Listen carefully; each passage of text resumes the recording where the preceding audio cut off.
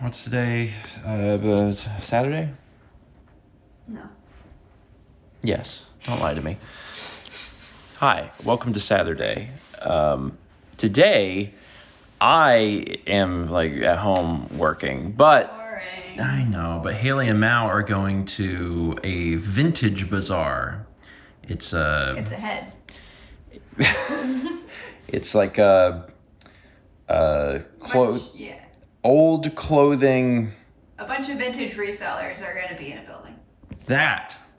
Yeah. Even though I have my own private vintage shopper,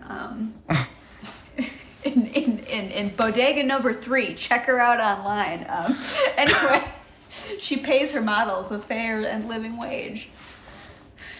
Anyway, but it figured it would be fun. Yeah. Okay. Well, go have fun. No. And try to film one thing. 20-second clip, got it. I think we can handle that. How much do we get per 20-second clip? We can negotiate when you get back. Ooh. I don't know about that. Yeah. I think we are going to need to be paid up front. Yeah. $700 cash.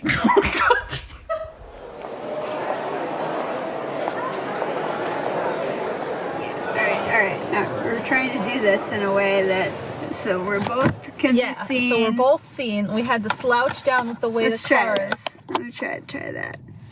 Perfect. Okay. Okay, set here up we a go. little Here we go. Yeah, that's all good. right. All right, now you can see us. So we went to the vintage thing. bit. Yeah, the reseller. Yeah. I don't know if it's the area here. I was very, I guess I'm in. I was very surprised, I guess, by what was there. I don't know if it's the area. I don't know if it's like an indoor, because it's like an indoor vintage thing. Yeah. I was not expecting to see just shops that were nothing but old graphic tees. There was a lot of that. And maybe that means that I just don't know very much, but I was just surprised because usually whenever I do vintage stuff maybe that's just the field that I'm in is not really into that stuff. I'm not saying they're bad because I could totally see why if you're into vintage streetwear that would be the place to That be. was perfect for that, yeah. But I just was more than half was just graphic t-shirts. Yes, lots of graphic tees, lots of coats. I'd say 75%. Lots of 90s sweaters. Yeah, the alarming thing too was seeing all the clothes that I wore in middle school and high school. That was scary. The middle school dance dresses. Yeah. Yeah. That was alarming. I was not expecting to see all of these extremely adorable, very fashionable girls wearing what I would have thought was extremely fashionable in middle school. 2002. Yeah, it was weird. 2002 is in right now, and I know that, but it was a little bit of a trip to be flipping through middle school clothes. Yeah, it sure was. And just being there's entire stores that are nothing but 2002, nothing but Y2K fashions, and I knew it was in, I just didn't know how in it was. So neither of us ended up getting anything. No, there was a dress I liked, but it was too small in the waist, and it had no give to it. Yeah, so. it seems like, at least from my experience, most of the ways to get vintage clothes nowadays is through resellers online who have all of the measurements, and it's a shame that you can't really try them on. But the thing is, at vintage things like this, you usually can't try the clothes on anyway. You can put them on over your clothes, but there's not usually a place to try them on, so it's really not that different, and it's a little less stressful. And you can find you're I want a 1970s dagger collar with this feature, and you can just sort of type it in and find it. Yeah. But I don't know, maybe outdoor ones are a little bit different. Maybe this area is just extremely dominated by streetwear. I don't know. Maybe it's all the college kids, because we're by NC State. And it was just weird to see the people who were there who were wearing vintage clothes were all younger girls who were wearing Y2K clothes. Yeah. And I'm no! They look great. They look better than I ever did in those fashions. But I'm just ooh, can't wear a baby doll dress anymore. I can't wear, I don't even know what we call it, the sheath. You know the one. Yeah, the sheath. the sheath with the 2 spaghetti straps. Yeah. I can't do that anymore. No. But it's still glad we went. It was a fun time. Yeah, there was a lot of neat stuff otherwise. Like, there was this orange leather jacket, but it was like an extra small and it would have never fit me. Yeah, it was cool to see what people are selling nowadays. It was interesting to see things that I didn't think were vintage. Being vintage. Because, like, I guess I primarily wear most of my stuff tends to be 90s, and that's mostly because I go to thrift stores, and the things that are petite are for old ladies. So, like this shirt, love this shirt. The shirt's great. So that's kind of been my aesthetic lately, is robbing the closet of an 80-year-old in the 90s. But it's been working out for me. All right, so we decided to work this into 2 trips, and so we actually have to go get our posts shortened. Yeah. Because after we got them pierced, they put a longer post on for healing, and then after a month, you go back and they put a shorter one on there. So Like a normal size post. yeah, Yeah. So we're gonna go do that. So it sounds like at the very least, Mal and Hayley had fun together today, even if they didn't find anything while they were out at the vintage bazaar.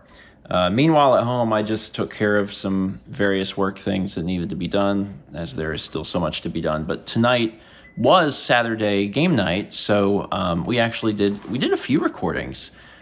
We did a Golf with Your Friends, a new one that we haven't played before. It's a great course. And then we also played a game that I had never played before, and it's built into Discord. A while back, Discord added what they're calling activities. And if you're chatting with people on Discord, you can launch into a game that's like built right into Discord, which is a really cool feature.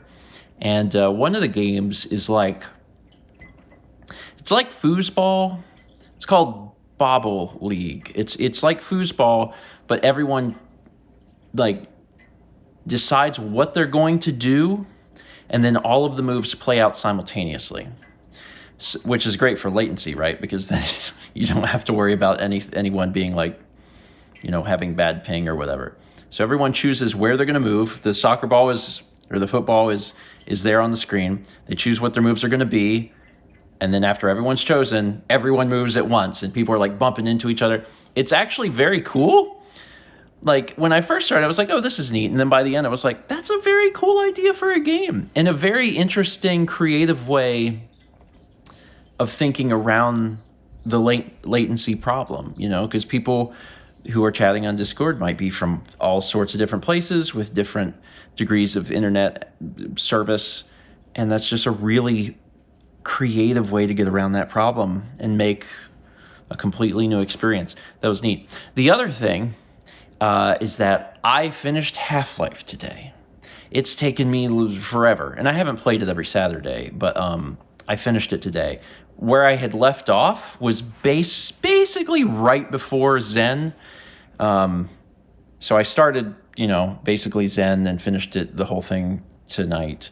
And man, it's hard to talk about the entirety of Half-Life at this point because, like, I've played it over the course of months and months and months. But my takeaway is it is from a different era.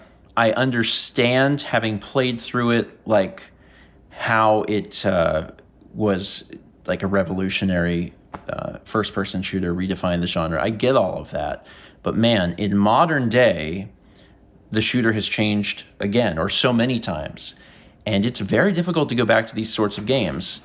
These games are designed around the idea that you are going to be quick saving and quick loading. They just are. There are so many times where you are just killed. You haven't learned what to do yet, and you're just killed. That's why you can like save the game wherever you want. And a lot of it is a bit of trial and error and experimentation of like, well, can I do this? Can I make this jump? And there's a bunch of times where deaths or accidents. I don't know how many times I died just like trying to go down a ladder. There's also an astounding amount of platforming. Like, there's almost as much platforming in Half-Life 1 as Super Mario 64. That's how it feels, at least in certain areas. But as far as like being fun, it is fun. I think my problem with Half-Life, and I really want to play Half-Life 2 again now. I'm really curious about playing the second one because I have very fond memories of Half-Life 2. Having played Half-Life 1, so much of it feels long. it feels very long. There are parts of Half-Life 1 that feel like they go on forever. And on the whole, the game is huge. It's just a very, very long game. Was it worth playing? Yes. Do I have any interest in playing it again? No. I would like to maybe play Black Mesa at some point, especially if it really does bring like a more modern feel to that game. But man, it's done. It's finally done. Anyway, that's it. Thank you so much for watching. Let's meet back tomorrow.